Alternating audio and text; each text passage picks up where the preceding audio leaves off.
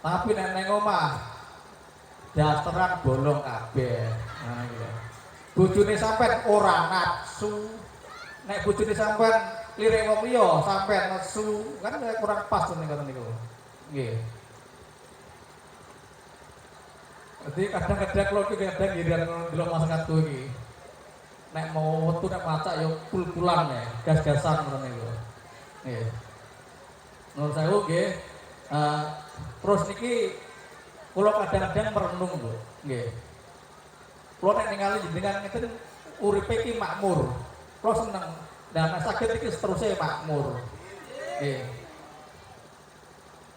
Kula selalu berdoa, Bu, tapi jenengan duka sering duka lurah mboten nek kula selalu, Bu.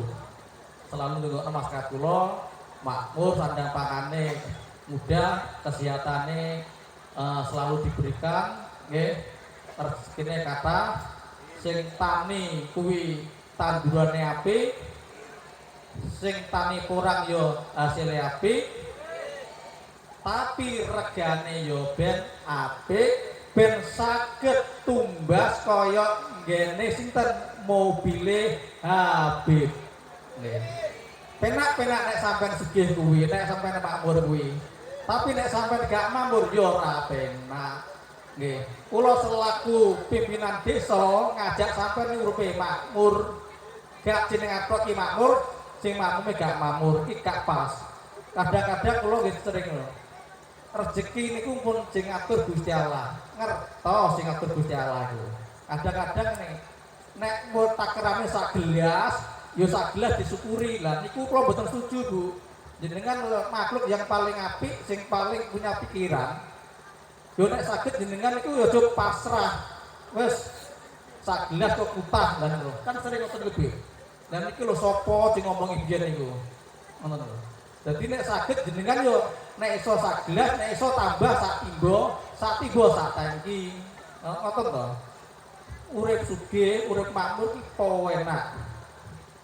Carik kula wingi pembekalan Surabaya. Turune hotel Tripeh Palurah. Enak ya dadi wong sugih iki. Ngoten lho. Kasure empuk, AC nggone. Ya ngono to, Rek. Mangan iku wis buahe akeh enak-enak. Nggih Pak Tare. Enak betul Pak Tare. Enak to? Sugih penak to? Nah, lagi jenengan sakniki dados pamong ya kudu iso nuntun wargane. Cerita kalih wargane apa ber motivasine ben berubah. Masih awake tengah alas, tapi nek iso rezekine iki lho kaya wong kutha kathah. Ngoten. Nggih, amin nggih. Nggih. Niki waktune pesane boten nglami-lami nggih, kula hanya doa nggih, semoga panjenengan sedaya lebih makmur sami kalih Habibe. Nggih, amin nggih. Nggih. Demikian ada kurang lebihnya, saya mohon maaf. Akhir kata wassalamualaikum warahmatullahi wabarakatuh. Alhamdulillah, demikian tadi sambutan dari Bapak Lurah Hartoyo. Pesan yang ditangkap adalah ibu-ibu kalau bisa menutup aurat setiap hari. Ngoten nggih Pak Lurah nggih. Nggih, pun awul-awulan nggih. Siang kali dalu kok benten pas pengajian kok benten. Mungkin sakit sedanten Bu nggih. Alhamdulillah. Bapak Ibu semuanya, acara yang kita tunggu-tunggu adalah tausiah nasihat-nasihat dari guru kita Al Habib Hasan bin Ali Assegaf. Beliau ini pengasuh dan pendiri daripada Majelis Asyifa Tulungagung, yang alhamdulillah majelis tersebut punya banyak rutinan di Nganjuk. Yang hampir sama dengan sini adalah rutinan di Ngluyu di Desa Gampeng Rejo. Itu setiap selapan Sabtu siang Bu, siang-siang warga sana mengharapkan beliau selapan sepindah rawuh mengadakan rutinan. Alhamdulillah tebih sami kali ngriki niki liwati alas riyin. Alhamdulillah sakit istiqomah sampai sekarang berjalan dengan lancar, tidak ada halangan satu apapun. Dan sekali lagi mengingatkan, nanti setelah Habib tausiah nanti ada makhluk qiyam sama doa. Ibu-ibu, bapak-bapak jangan pulang dulu. Hajat-hajat panjenengan utarakan saat makhluk qiyam. Mudah-mudahan dikabulkan oleh Allah Subhanahu wa taala. Dumateng beliau Al-Habib Hasan bin Ali Asqaf. Waktu dan tempat dipersilakan. Sallu ala Nabi Muhammad. Sallu ala Nabi Muhammad. Sallu ala Nabi Muhammad.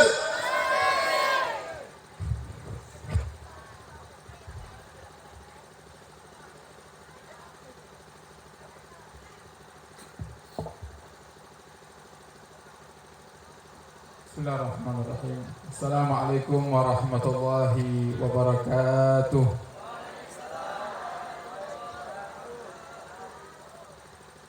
Alhamdulillah. Alhamdulillahilladzi bi ni'matihi tatimmu shalihat. Wassalatu wassalamu ala sayyidis sadat sayyidina wa habibina wa syafi'ina wa qurrati a'yunina wa nuri qulubina maulana Muhammad khairil bariyat wa qudwatil qadat wa ala alihi wa sahbihi al-anjumiz zahirat. Subhanaka la ilma lana illa ma 'allamtana innaka antal alimul hakim. Rabbi shrah li sadri wa yassir li amri wahlul 'uqdatam min lisani yafqahu qawli bi jahin nabi wa sahbi wal ali. Dusturukum ya ahlad darat, dusturukum ya ahlan naubah, dusturukum ya ahlal hilli wal aqid, amma ba'd. Yang kami hormati para ulama, para kiai, para asatid, dan sedaya para pengurus Masjid Al-Mustafa, dan juga para pengurus Nahdlatul Ulama ranting desa Tritik, dan juga yang tidak lupa yang kami hormati beliau Ustadz Asrar, Ustadz Andi, Ustadz Nur Hamdi, dan segenap para asatid yang hadir mendampingi daripada acara di malam hari ini, dan juga beliau Bapak Kepala Desa Tritik dan seluruh perangkatnya dari Babin Kamtibmas dan segenap para pejabat yang hadir dan sedaya para jamaah pecinta dan perindu Nabi Agung Muhammad sallallahu alaihi wasallam. Semoga semua yang hadir di malam hari ini, baik yang kami sebutkan atau yang tidak bisa kami sebutkan karena keterbatasan kami, diberikan oleh Allah Subhanahu wa taala umur yang panjang dalam ketaatan serta sehat walafiat, dan Allah kabulkan hajat kaula panjenengan sedaya, hajat dunia, hajat akhirat, amin ya rabbal alamin. Alhamdulillah,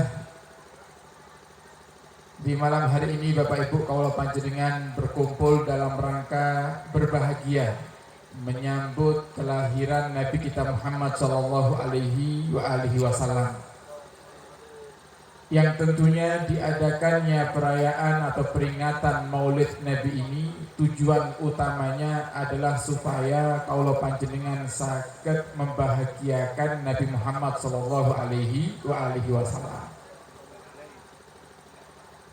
Kalau Nabi bahagia, Nabi bangga kalian kaula panjenengan Bapak Ibu, maka satu-satunya harapan kita nanti di hari kiamat adalah kaula panjenengan angsal syafaatipun Nabi Muhammad.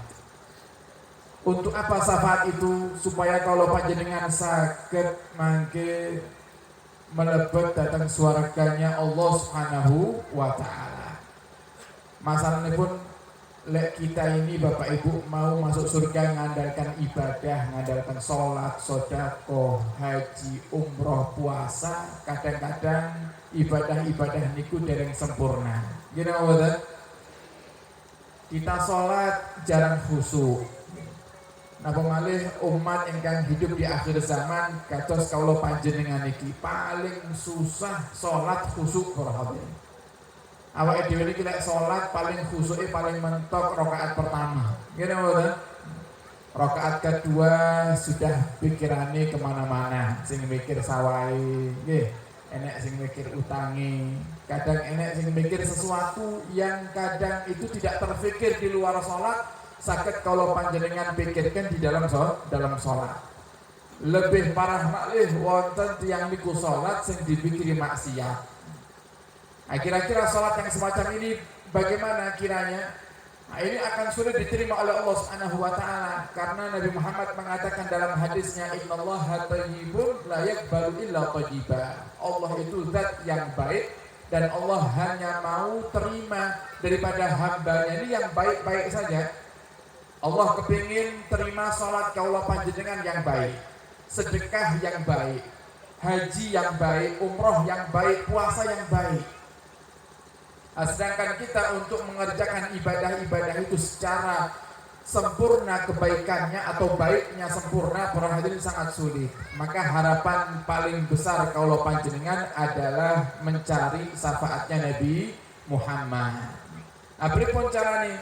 Yang pertama, Bapak Ibu, caranya adalah membahagiakan hatinya Nabi.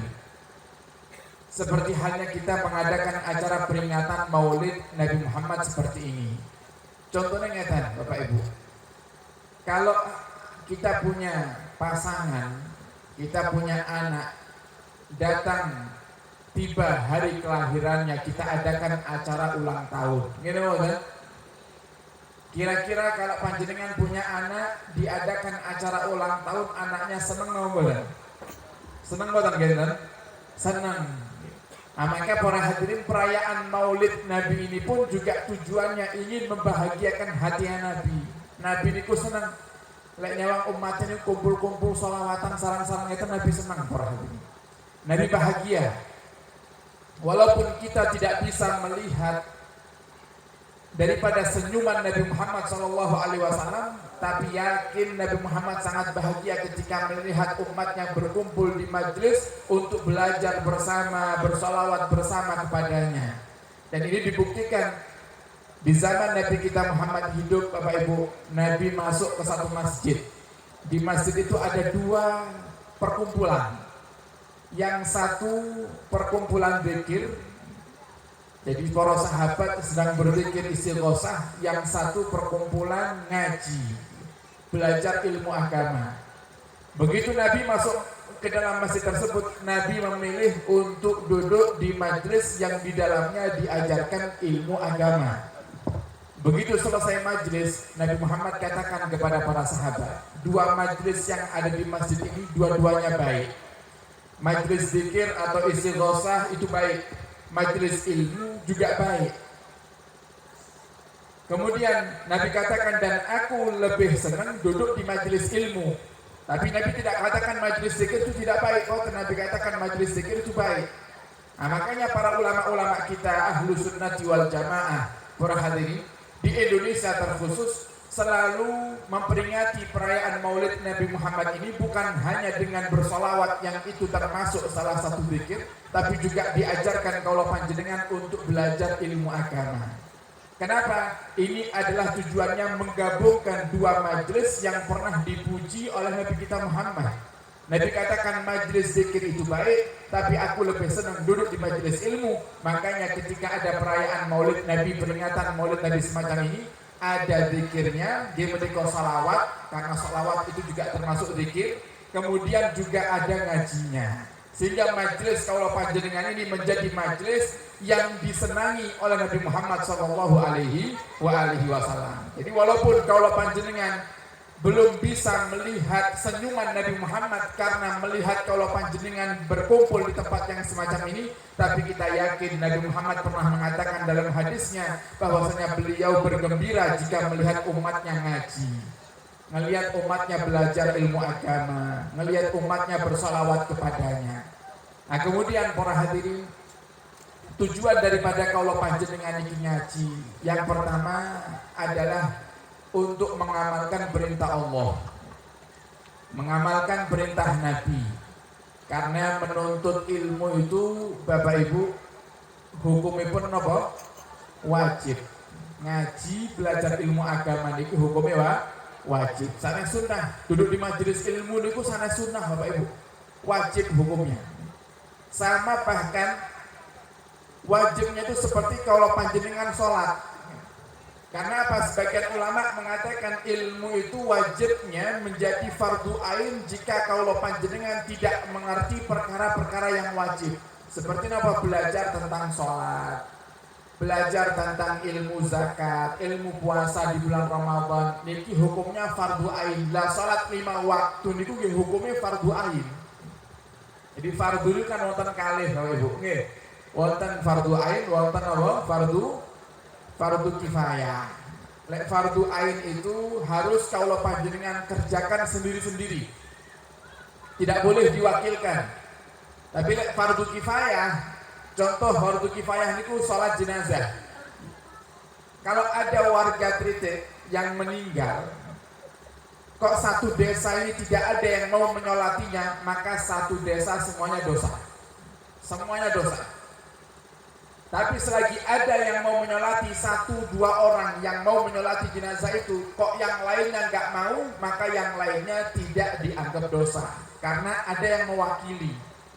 Itu fardu kifayah orang gitu. Tapi lek fardu ain mboten saged. Sak keluarga salat subuh diwakili bapak itu mboten saged. Gitu mboten? Pak jenengan sing salat subuh nggih dinten iki menjing kula. Saged mboten? Mboten saged.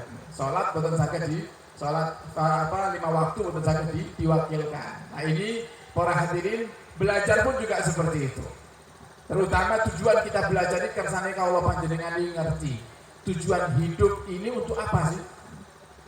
Nabi Dawud dalam hadisnya, innama bu'istu, sungguhnya aku ini diutus oleh Allah Subhanahu wa taala bukan untuk mengumpulkan dunia, kemudian aku menikmatinya di dunia ini, bukan. Tapi aku diutus oleh Allah Subhanahu wa taala untuk menjadi hamba kepadanya. Sebagaimana Allah dawuh dalam Al-Qur'an, wa ma khalaqtul jinna wal insa illa liya'budu. Tidaklah aku ciptakan jin dan manusia kecuali hanya untuk beribadah kepadaku. Maka ayo para hadirin, kita belajar karena sana napa aktivitas kalau panjenengan niki setiap harinya saged bernilai ibadah. Ibadah niku boten selalu harus berada di masjid. Ibadah itu bukan harus selalu di atas sejadah. Lek kaulo panjenengan paham semua aktivitas kaulo panjenengan iki saged dinilai ibadah kalian Gusti Allah. Nah, saya yakin kaulo panjenengan nggih tiap hari kerja, gitu kan? Lek warga Tritik niki rata-rata kerjanya apa? Petani gitu. Nah, sekarang pripun carane panjenengan bertani tapi bertaninya panjenengan iki bernilai ibadah. Caranya gampang Bapak Ibu. Pokok kaulo panjenengan napa niku mau belajar, gelem ngaji, pasti ngerti carane. Lah bertani tetap bertaninya seperti panjenengan biasa bertani, tapi selama panjenengan bertani berjam-jam di tengah sawah, Allah Subhanahu wa taala perintahkan malaikat mencatat panjenengan ibadah. Lah pripun carane niat? Ya Allah, saya niat ini bertani kersane mangke ya Allah yang Bapak sakit menafkahi anak istri. Supaya saya nanti kalau ada rezeki lebih dari hasil jual pertanian ini ya Allah, saya bisa sedekah, saya bisa infak teng Masjid Al Mustafa. Kalau sakit sedekah datang fuqara masakin, sakit biayai keluarga kersane nopo mereka sakit tercukupi kebutuhannya. Jika dihadirkan niat-niat yang semacam ini para hadirin, maka usaha kaulo panjenengan, pekerjaan kaulo panjenengan akan bernilai ibadah. Tapi hanya sekedar berangkat ke sawah, kemudian selesai pulang, besok berangkat lagi, ya Allah tidak akan menghitung itu sebagai ibadah karena kaulo panjenengan boten meniatinya sebagai ibadah. Nah sama seperti halnya kaulo panjenengan duduk di majelis ini, nilai diniati bermacam-macam niat, perhatian, bisa dapat pahala banyak kita ini. Contoh, niat pertama sholawatan. Berarti kita akan dapat pahala bersolawat. Niat yang kedua belajar ilmu. Berarti kalau panjenengan pulang dari sini akan mendapatkan pahala belajar ilmu. Niat yang ketiga silaturahim. Menyambung tali silaturahim. Contoh, ini saya ke Tritik niki pertama kali. Saya tidak pernah ke Tritik. Saya tidak nyadar juga kalau ternyata jauh seperti ini para hadirinnya. Makanya nyantai loh ini. Bidal bar maghrib kula. Lah kan ngerti ya berangkatin dong. Delok Google. Tritik Rejoso 1 jam 40 menit. Oh, jidat sik tebian ngeluyu. Kalau pikirin ngoten. Lah kok ternyata perjalanan ini podo ae. Sama ngeluyu ya sama. Malah lek ngeluyu siang di Padang lek teng Tritik iki pas dalu medeni dalane ngene lho. Belum lagi tadi saya kira itu saya salah jalan tadi. Oh, ini kataannya di sasane Mbah Google ini kataannya. Kataannya salah jalan, ternyata memang benar jalan ini. Jadi kan gelewat tadi Ustaz. Oh, benar ya, Masya Allah. Belum lagi di tengah-tengah Google matur 500 meter belok kiri. Berapa dosi motor itu jalan yang kiri. Dibujuki Mbah Google ini. Alhamdulillah kisah keduki beriki ternyata memang tempatnya di sini. Alhamdulillah sakit nyawang panjenengan saya semangat malah tambah semangat. Gini betul? Insyaallah mugi-mugi barokah sedaya. Jadi kita niat silaturahim. Kalau tidak ada acara di malam hari ini di Masjid Al Mustafa, mungkin kula nggih boten teng Tritik iki. Gini betul? Berarti kula niat. Ya Allah alhamdulillah di malam Selasa ini sakit silaturahim kali warga Tritik. Mugi-mugi ini suatu pertanda insya Allah menjadi tanda-tanda yang baik. Kita dikumpulkan di dunia karena Nabi Muhammad, kelak dikumpulkan di surga bersama Nabi Muhammad insya Allah. Okay. Amin ya rabbal alamin. Ini pentingnya kalau panjenengan menghadirkan niat para hadirin. Nah kemudian yang kedua, cara membahagiakan Nabi Muhammad yaitu dengan kaulah panjenengan menjalankan perintahnya Allah, menjauhi larangannya. Termasuk wasiatnya Nabi Bapak Ibu. Nabi niku ketika meninggal, Nabi itu meninggalnya di hari Senin sama dengan lahirnya. Tanggalipun gesami. Nabi Muhammad lahir di hari Senin tanggal 12 Rabiul Awal, 12 Maulud.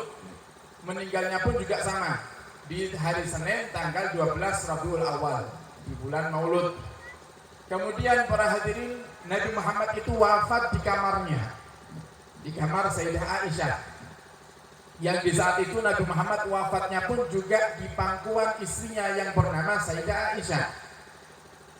Di saat itu para hadirin, Nabi kita Muhammad Shallallahu Alaihi Wasallam ketika sedang proses dicabutnya ruh oleh Allah Subhanahu Wa Taala, Nabi itu mengucapkan satu wasiat yang didengar oleh Sayyidah Aisyah dan juga saudara daripada Sayyidah Aisyah di saat itu.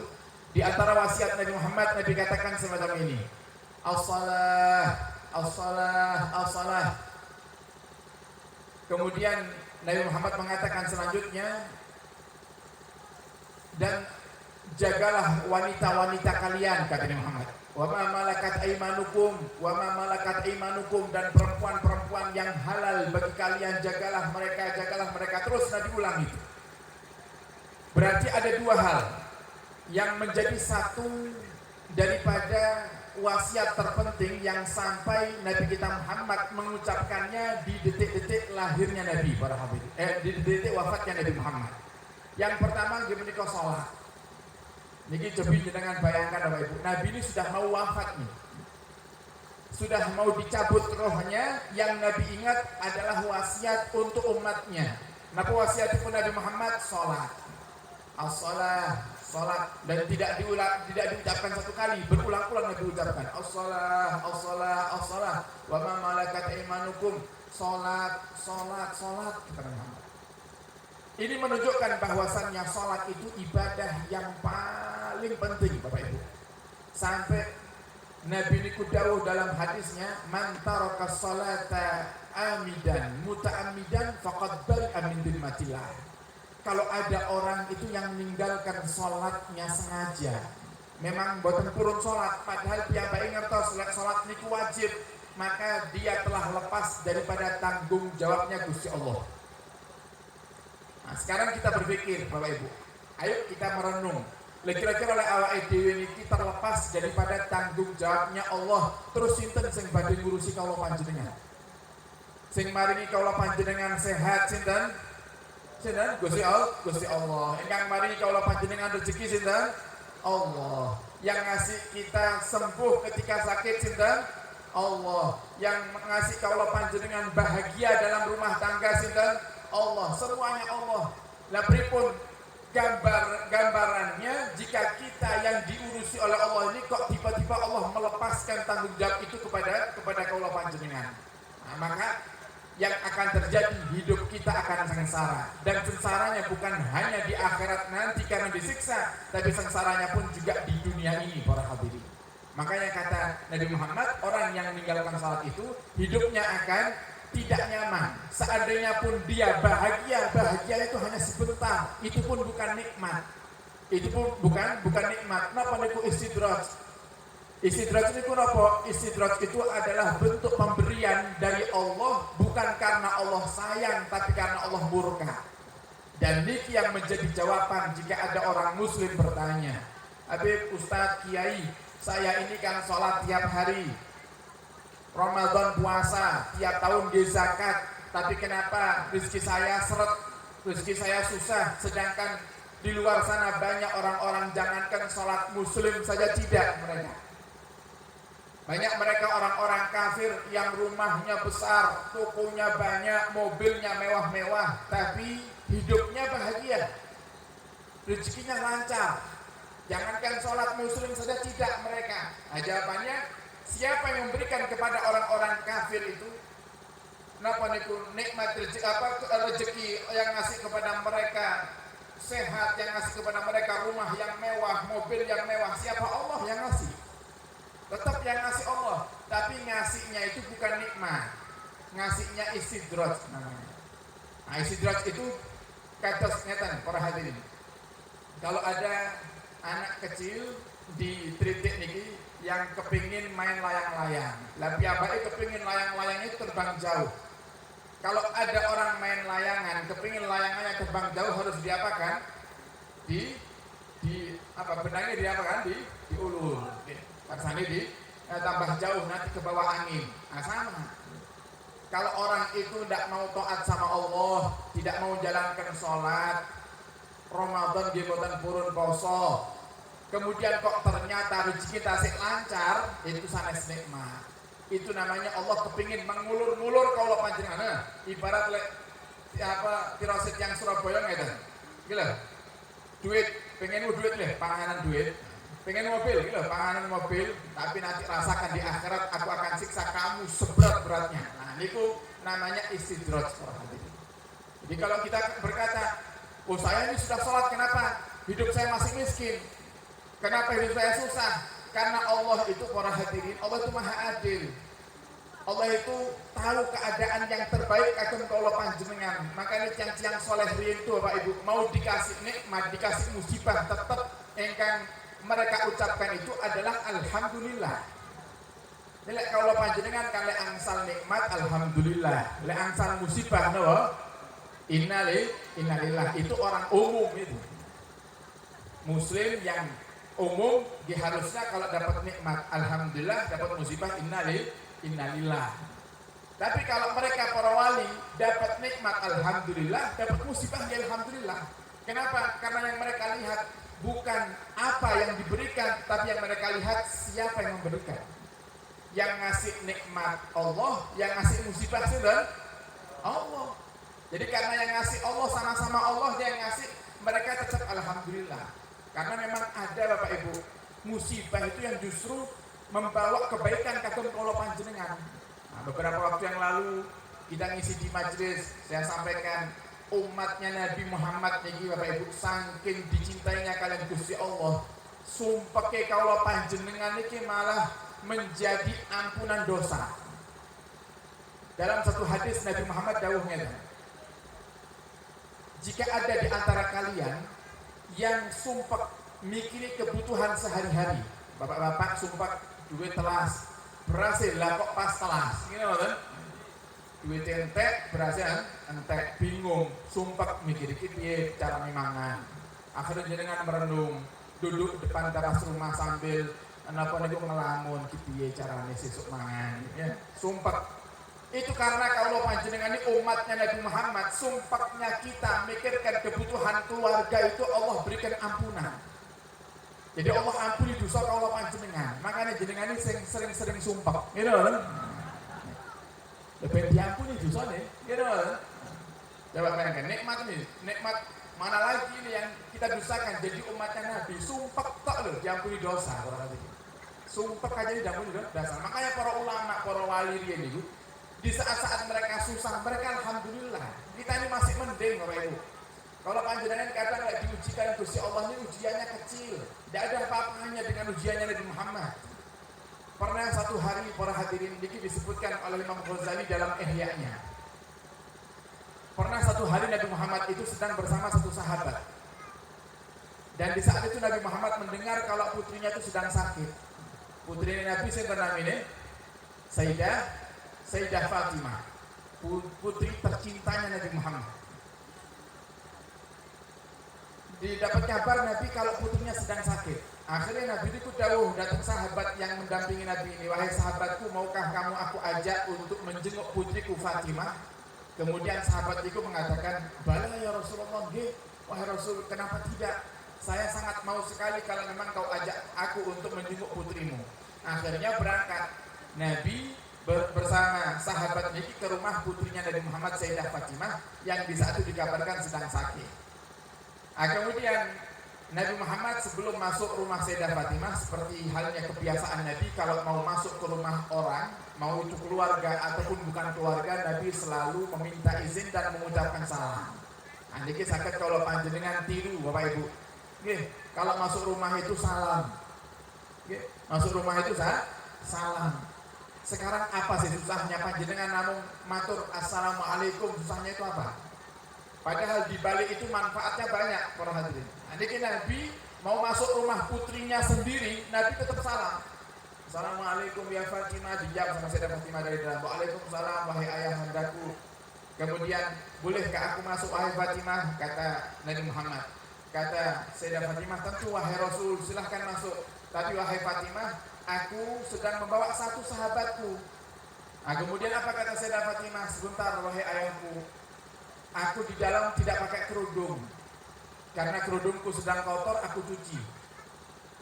Kalau sahabatmu ikut masuk, aku dalam keadaan tidak menggunakan kerudung, wahai ayahku, kata Sayyidah Fatimah. Saking menjaganya di Sayyidah Fatimah, para hadirin. Seorang perempuan, pemimpin perempuan ahli surga yang insya Allah ibu-ibu di Tritik ini semuanya akan dipimpin nanti di surga oleh Sayyidah Fatimah dan Zahra insya Allah. Amin ya rabbal alamin. Kata Sayyidah Fatimah, wahai ayahandaku Rasul, kalau sahabatmu ikut masuk, saya tidak pakai kerudung. Karena kerudung saya satu, itu pun kotor, sedang saya cuci belum kering. Akhirnya Nabi Muhammad memberikan ini, surbannya. Dimasukkan lewat celah-celah pintu. Kata Nabi Muhammad, wahai Fatimah, pakailah surbanku ini sebagai kerudungmu. Dipakai sama Sayyidah Fatimah sebagai kerudung. Barulah Sayyidah Fatimah mengizinkan Nabi Muhammad dan sahabatnya untuk masuk. Begitu sampai di dalam, Nabi Muhammad mendekati putrinya dan berkata, wahai putriku, aku mendengar engkau sedang sakit. Kemudian kata Sayyidah Fatimah, iya, betul wahai ayahandaku, aku sedang sakit. Dan semakin sakit rasa yang aku rasakan di dalam tubuh ini karena selama 3 hari kami serumah ini belum makan, wahai Rasul.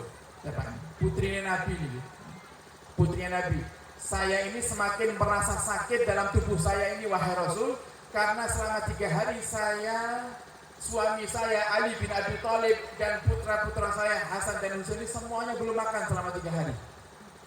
Kemudian Nabi Muhammad sambil mengelus pundaknya Sayyidah Fatimah, Nabi Muhammad meneteskan air mata. Sambil Nabi mengatakan, sabar wahai putriku, sabar.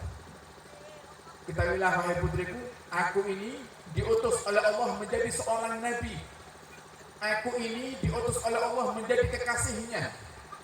Dan jika aku mau, wahai Fatimah, aku mau minta kepada Allah kekayaan, detik ini Allah akan jadikan aku kaya. Tapi aku tidak ingin itu, wahai Fatimah. Aku lebih senang aku susah di dunia, supaya nanti di akhirat aku bahagia. Sabar wahai Fatimah, coba lihat. Ayahandamu, wahai Fatimah, seorang nabi yang kalau mau hanya sekedar untuk meminta makanan kepada Allah, hanya dalam hitungan detik makanan itu akan datang. Tapi aku tahan. Jika kamu wahai Fatimah belum makan selama 3 hari ini, ayahmu belum makan selama 6 hari. Coba lihat. Dikir Rasul, para hadirin. Kekasihnya Allah. Tidak ada manusia satupun yang lebih dicintai oleh Allah melebihi cintanya Allah kepada Nabi Muhammad. Nabi itu orang yang paling dicintai sama Allah, yang sampai sampai para hadirin dunia ini diciptakan karena Nabi kita Muhammad SAW. Dikatakan laulaka ya Muhammad ma khalaqtul aflak, kata Allah, kalau bukan karena engkau wahai Muhammad aku tidak akan ciptakan alam semesta ini. Tapi Nabi Muhammad tidak pernah meminta urusan dunia. Makanya sering kami sampaikan para hadirin, Nabi Muhammad itu bukan orang kaya, tapi sedekahnya Nabi ngalahkan orang kaya. Nabi Muhammad itu bukan orang yang punya uang banyak, tapi sedekahnya Nabi Muhammad kalau dengan uang paling banyak mengalahkan orang yang sangat kaya di saat itu para hadirin. Kenapa Nabi Muhammad bukan orang yang kaya? Kenapa Nabi Muhammad tidak menjadi seperti Nabi Sulaiman yang kaya? Karena memang Nabi Muhammad itu kepingin miskin. Nabi Muhammad itu Bapak Ibu kepingin miskin. Kalau panjenengan kan pinginnya sugih, kenapa? Jenengan pingin miskin apa pingin sugih? Pingin miskin apa pingin sugih? Nek dirasa Pak Lurah wau ben sugih kabeh ngene lho. Makanya awake dhewe niki sampai detik ini tidak ada satupun di antara kalau panjenengan yang berani mengamalkan satu doanya Nabi. Nabi itu sering minta kepada Allah, Allahumma ahyini miskinan wa amitni miskinan wahsurni fi zumratil masakin. Ya Allah, hidupkan aku dalam keadaan miskin, matikan aku dalam keadaan miskin, dan kelak di akhirat bangkitkan aku bersama orang-orang miskin. Nah, ini doa yang kita umatnya tidak ada yang berani mengamalkan. Gini boten? Jenengan wani napa boten? Ini doa Nabi nih, ya Allah jadikan saya orang yang miskin, mati dalam keadaan miskin. Makanya Nabi Muhammad itu meninggal Bapak Ibu selama 3 bulan. Di rumahnya Nabi Muhammad tidak pernah menyala bara api. Artinya apa? 3 bulan sebelum Nabi wafat, Nabi Muhammad di rumahnya tidak pernah masak. Bukan karena istrinya tidak mau masak, tidak ada yang dimasak. Kenapa? Saking miskinnya. Sampai sahabat itu tanya sama istrinya, sama Sayyidah Aisyah, terus selama 3 bulan sebelum Nabi wafat itu, wahai Aisyah, apa yang Nabi dan kamu makan di rumahnya? Apa kata Sayyidah Aisyah? Al-aswadan. Yang kami makan itu hanya beberapa butir kurma, itu pun kurma yang kering para hadirin, dan air putih. Sudah itu aja, 3 bulan tidak pernah masak sebelum Nabi wafat. Nah, ini dikabulkan sama Allah. Wa amitni miskinan, dan majikan aku dalam keadaan miskin. Makanya Nabi Muhammad wafat tidak meninggalkan warisan para hadirin. Tidak meninggalkan warisan harta, warisan rumah, tapi yang Nabi tinggalkanlah warisan ilmu dan adab, ilmu dan akhlak. Nah, ini salah satu contoh. Nabi Muhammad bukan orang yang kaya, tapi sedekahnya Nabi mengalahkan orang yang kaya. Nabi Muhammad orang yang sederhana, tapi kalau urusan membantu orang, Nabi Muhammad yang paling unggul, nomor 1 di antara semuanya. Nah, sehingga para hadirin, ayo kita tiru nih Nabi Muhammad.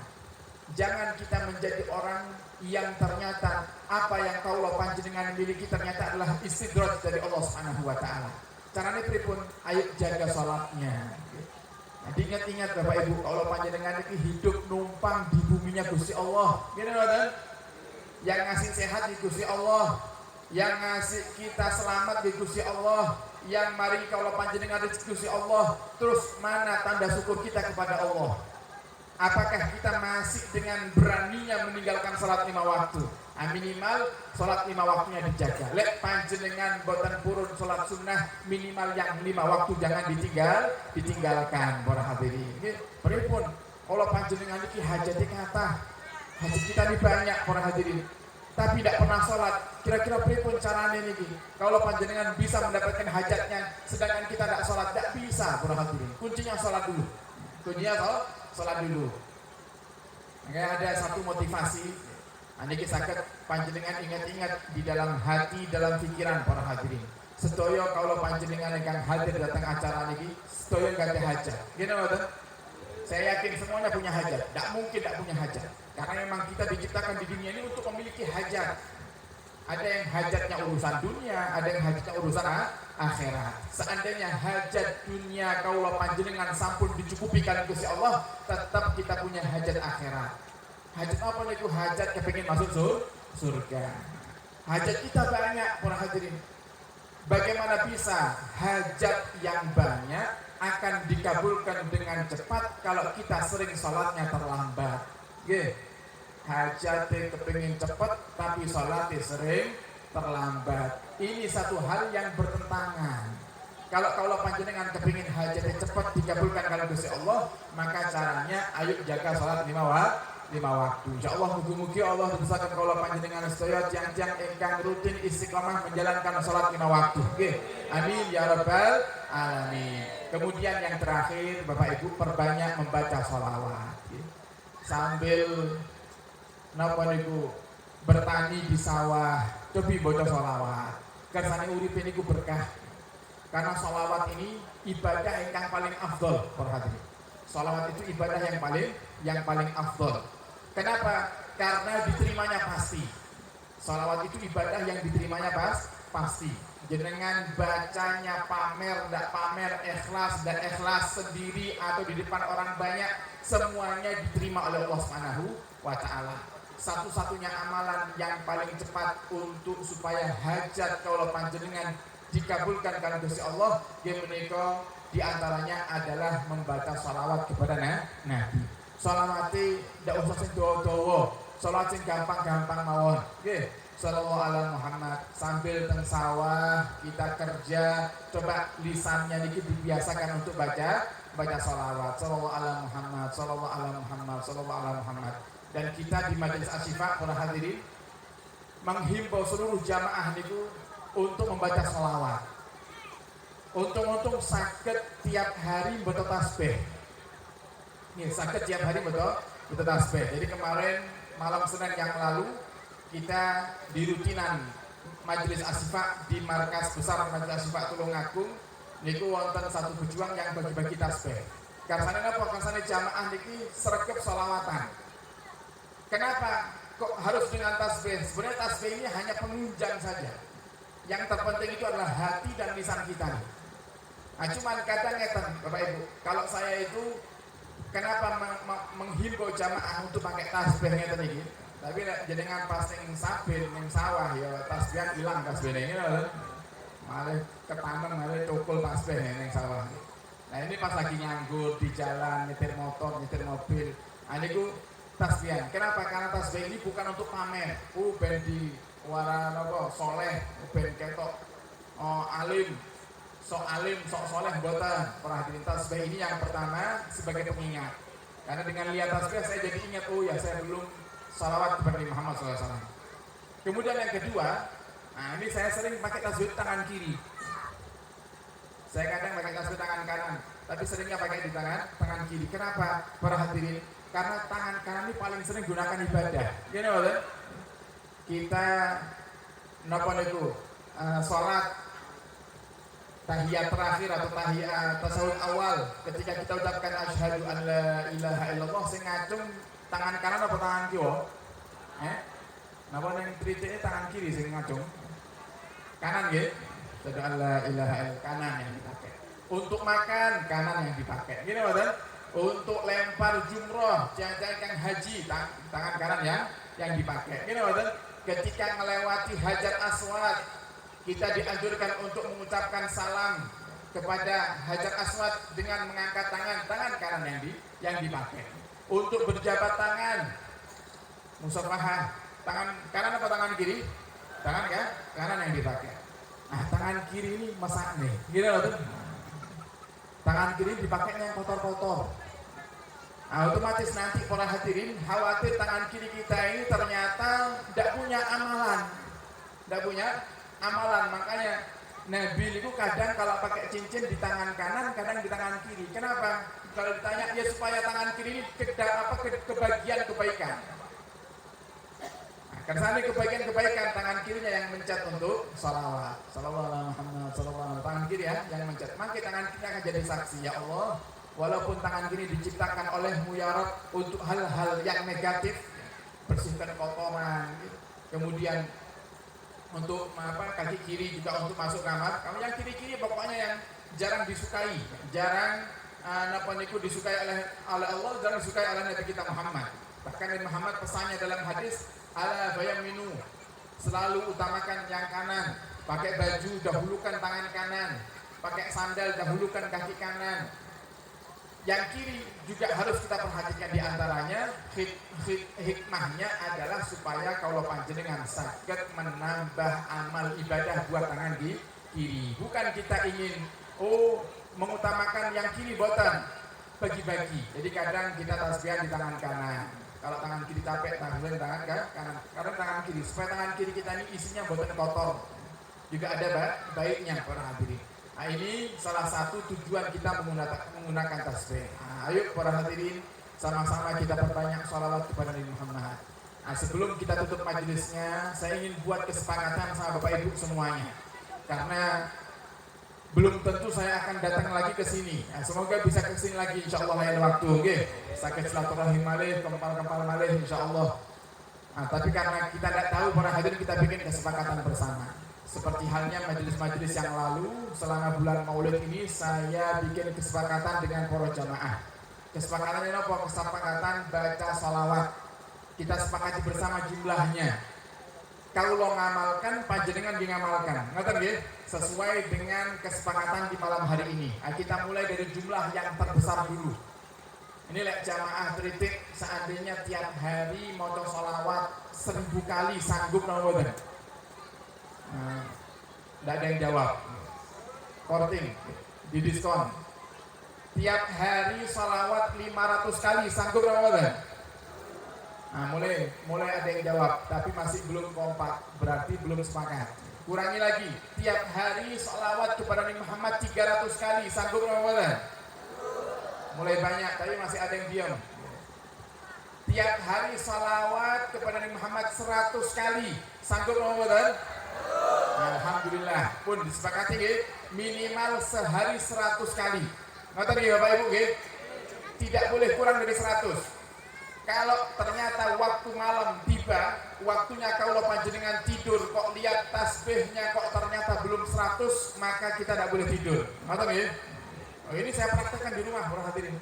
Jadi saya kalau mau tidur sama Sarifah itu bilang, sudah baca salawat belum? Sampai berapa? Kurang. Terus kan sampai sesuai target yang kita sepakati. Saya sepakat dengan Sarifah sehari minimal 1000 kali. Berarti ya kalau malam waktunya tidur kok belum 1000, tidak boleh tidur. Tidak boleh tidur. Walaupun capek orang ini, walaupun capek ngantuk, tahan. Baca salawat itu sebentar. Salawatnya tidak usah sing-dowo, tidak usah yang panjang-panjang. Salawat yang ringan saja. Salawat yang ringan. Ambil karena kalau panjenengan masih belajar Bapak Ibu. Karena kita ini masih pemula, ambil salawat yang paling ringan.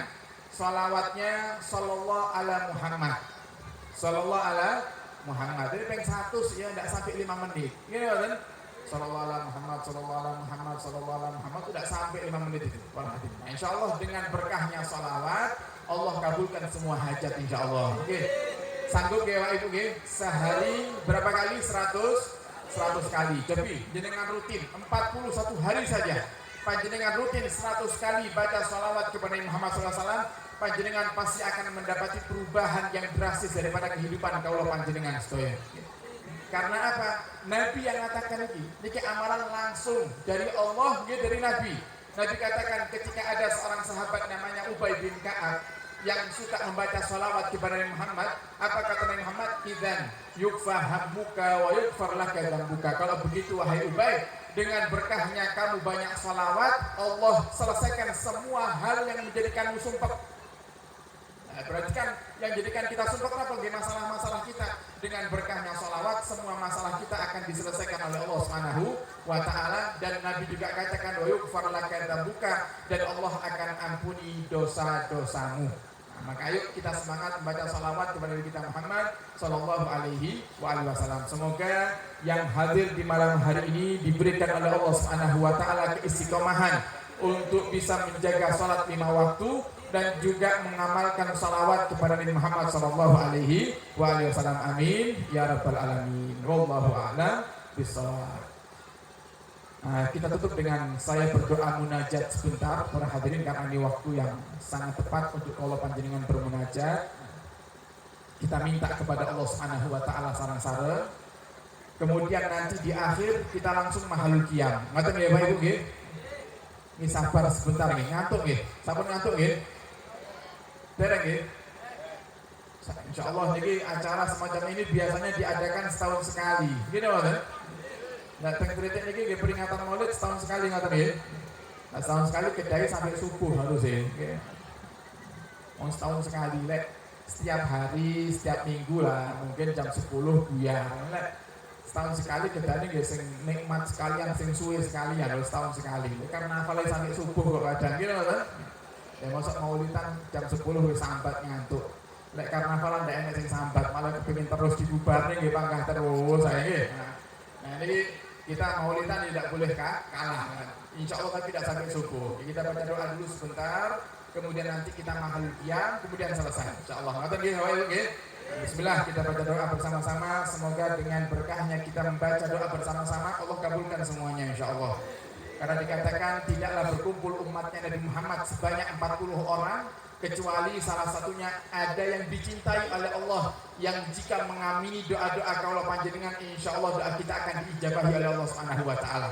Nah, saya lihat yang hadir ini lebih daripada 40, berarti insya Allah di sini ada yang dicintai sama Allah yang jika kita berdoa dan diaminkan oleh beliaunya insya Allah doa kita akan diijabahi. Amin ya rabbal alamin. Bismillahirrahmanirrahim. Alhamdulillahirabbil alamin. Allahumma salli wa sallim ala sayyidina Muhammadin wa ala alihi wa sahbihi ajma'in. Allahumma ighfir dhunubana wastur uyubana wa tahhir qulubana wa hassin munqalabana wa afina wa'fu anna wa ighfir lana warhamna wa ala ta'atika a'inna wa an babika fala tadrudna wa akhtim bis salihati a'malana ya rabbal alamin. Allahumma ya Allah, Engkau yang melihat kami saat ini berkumpul dalam rangka memperingati hari kelahiran kasih kami Sayyidina Muhammad, maka ya Rabb dengan berkahnya Sayyidina Muhammad, ampuni dosa kami ya Allah, ampuni dosa keluarga kami ya Allah, ampuni dosa orang tua kami ya Allah. Mata kami sering memandang yang haram, telinga kami sering mendengarkan yang haram, lisan kami sering berkata hal-hal yang haram, dan bahkan seluruh anggota tubuh kami sering kami gunakan untuk melakukan hal-hal yang haram. Maka dengan berkahnya Maulid di malam hari ini ya Allah, ampunilah dosa kami ya Rabb, dan terima taubat kami ya Allah. Jadikan taubat kami taubatan nasuha, jadikan taubat kami taubatan nasuha. Kami sudah sering ya Allah beristighfar dan bertobat, tapi kami sering juga melakukan kemaksiatan. Hari ini tobat, besok maksiat, tobat lagi, maksiat lagi, dan begitu seterusnya ya Allah. Maka di malam hari ini, di bulan yang mulia ini, dengan berkahnya Maulid Nabi, jadikan tobat kami tobat yang sungguhnya ya Allah, tobat yang kami berjanji tidak akan mengulangi dosa-dosa kami. Dan ya Allah, kami mohon ampunilah dosa kedua orang tua kami, baik yang masih hidup ataupun yang telah meninggalkan kami, dan orang tua kami yang telah wafat. Lapangkan kubur mereka ya Allah, lapangkan kubur mereka ya Allah, lapangkan kubur mereka ya Allah. Jangan kau siksa mereka dalam kuburnya. Jadikan kuburan mereka raudhah min riyadil jinan, taman daripada taman-taman surgamu ya Allah. Wala hufratan min hufarin niran, dan jangan jadikan kubur mereka lubang daripada lubang-lubang nerakamu ya Allah. Dan ya Rabb, jadikan doa kami di malam hari ini sebagai penghapus dosa-dosa mereka. Karena kami tahu ya Allah, mungkin ada di antara orang tua kami ketika hidupnya mereka sering meninggalkan perintahmu, dan mereka sering menjalankan daripada maksiat-maksiat kepadamu ya Rabb. Maka jadikan doa kami di malam hari ini sebagai penghapus daripada dosa-dosa mereka.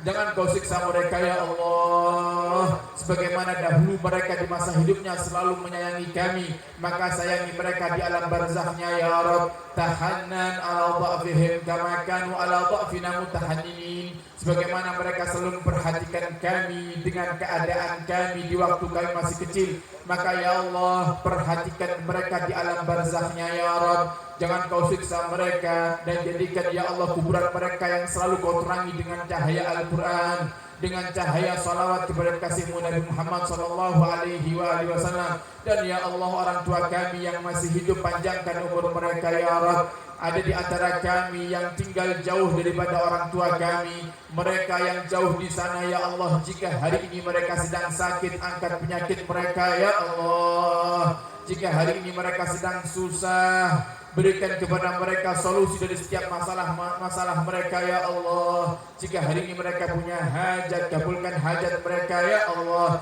Dan ya Rabb, jika hari ini mereka sedang sedih, bahagiakan mereka ya Rabb. Dan kami mohon di majelis yang mulia ini, kami anak yang durhaka ya Allah, berkahnya maulid ampuni kami ya Allah. Kami sadar di antara kami pernah membentak orang tua kami, ada yang pernah berkata kasar kepada orang tua kami, bahkan ada di antara kami yang tidak peduli sama orang tua kami ya Rabb. Maka dengan berkahnya maulid ampuni kami ya Allah, maafkan kami ya Allah, berikan hidayah kepada kami ya Allah. Dan kami mohon di majelis yang mulia ini dengan berkahnya maulid Nabi dan berkahnya Sayyidina Muhammad, yang sakit di antara kami sembuhkan ya Rabb. Yang datang ke majelis ini dalam diri kami ada penyakit, jadikan kami pulang dari sini semua penyakit kami telah kau sembuhkan ya Allah. Penyakit istri kami sembuhkan ya Allah, penyakit orang tua kami sembuhkan ya Allah, penyakit anak-anak kami sembuhkan ya Allah. Dan semua orang yang hadir di majelis yang mulia ini ya Rabb, dan panjangkan umur kami dalam ketaatan serta sehat wal afiyah. ونحن يا رب جئنا في هذا المولد قاصدين لنا الحاجات. Kami datang ke majelis maulid ini ya Allah dengan membawa hajat yang begitu banyak. Fala tukhayyib rajana ya Allah, maka jangan sia-siakan harapan kami ya Rabb. Fala turajji'na min hadzal makan sifral ayadi, jangan kau pulangkan kami dari tempat ini dalam keadaan tangan kami kosong ya Allah. Kabulkan semua permintaan kami ya Allah. Hajat yang saat ini kami hadirkan dalam hati kami masing-masing ya Rabb, hajat yang itu kabulkan ya Allah. Hajat yang itu kabulkan ya Allah, hajat yang itu kabulkan ya Allah. Dan jadikan kami hamba-hambamu yang istiqamah menjalankan salat 5 waktu ya Rabb. Jika ada di antara mereka saudara-saudari kami yang tinggal di kanan kiri Masjid Al-Mustafa, jika ada mereka yang masih meninggalkan salat ya Allah, maka mohon berikan hidayah kepada kami dan mereka, dan jadikan kami dan mereka semuanya ahli salat, jadikan kami semuanya ahli puasa, jadikan kami ahli ibadah, jadikan kami ahli Quran birahmatika ya arhamar rahimin ya arhamar rahimin ya arhamar rahimin. Farijal muslimin ya Allah, kami berkumpul di tempat yang mulia ini karena kami rindu kepada Sayyidina Muhammad. Kami umat yang hidup jauh dari masa kehidupan Sayyidina Muhammad, maka ya Allah pertemukan kami dengan Sayyidina Muhammad, kumpulkan kami di dunia hingga nanti di akhirat bersama Sayyidina Muhammad, dan jadikan kami termasuk yang mendapatkan doa dari Sayyidina Muhammad ketika melewati siratal mustaqim ya Allah. Dan jadikan kami umat-umatnya yang nanti kau pilih untuk bisa minum dari telaga Sayyidina Muhammad. Dan dengan berkahnya Sayyidina Muhammad, takdirkan kami semuanya bisa berziarah Mekah dan Madinah, menjalankan ibadah haji dan umrah, dan berziarah ke makam Sayyidina Muhammad sallallahu alaihi wasallam. Dan panjangkan umur kami ya Allah, dan kelak di saat kau hendak cabut nyawa kami mohon cabut nyawa kami dalam keadaan husnul khatimah. Kami ingin mati di saat kami sujud dengan khusyuk ya Allah. Kami ingin mati di saat kami sedang membaca Al-Quran ya Allah. Kami ingin mati di saat kami sedang beribadah ya Allah. Jangan pernah cabut nyawa kami di saat kami sedang bermaksiat ya Rabb. Jangan cabut nyawa kami di saat kami sedang lalai ya Rabb. Jangan cabut nyawa kami di saat kami sedang sibuk dengan urusan dunia kami. Birahmatika ya arhamar rahimin ya arhamar rahimin ya arhamar rahimin. Farijal muslimin rabbana zalamna anfusana wa illam taghfir lana wa tarhamna lanakunanna minal khasirin. Rabbi inni lima anzalta ilayya min khairin faqir. Rabbi inni lima anzalta ilayya min khairin faqir. Rabbi inni lima anzalta ilayya min khairin faqir. Rabbana atina fid dunya hasanah wa fil akhirati hasanah wa qina adzaban nar. Sallallahu ala sayyidina Muhammadin wa alihi wa sahbihi wa baraka wa sallam. Walhamdulillahi rabbil alamin. Bismillahil Fatihah.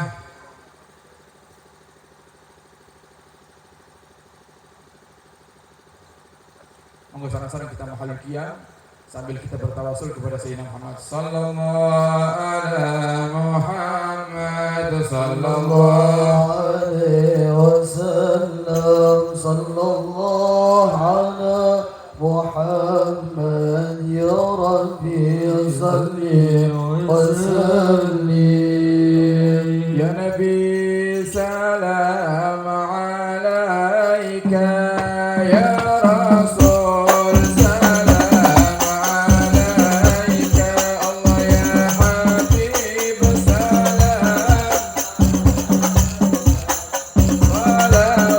صلوات الله عليك يا نبي سلام عليك يا رسول سلام عليك يا حبيب سلام عليك صلوات الله عليك أصرك الكون ابتهاجا بوجود المصطفى أحمد ولأهل الكون أنس وسرور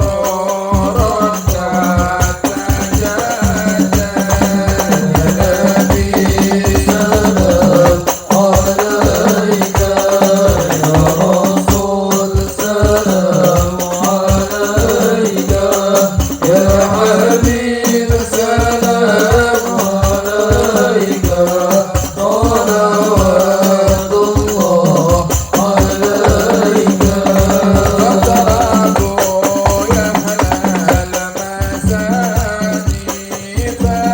فهزاروا اليمن غرت واستجيئوا بجمال ففي الحسن تبرع نبي سلام عليك يا رسول سلام عليك يا حبيب سلام عليك صلوات الله عليك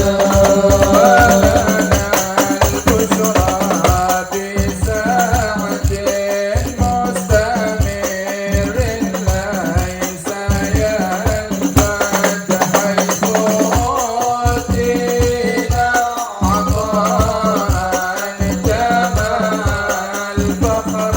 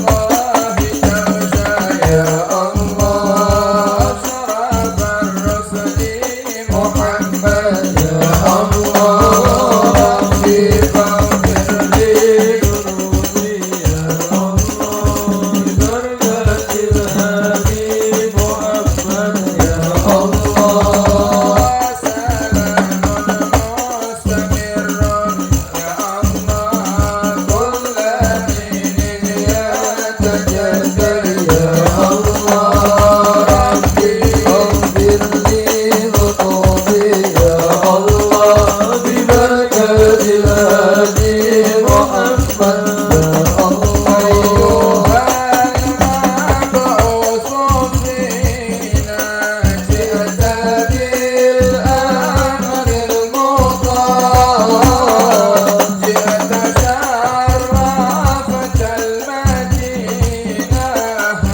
Allah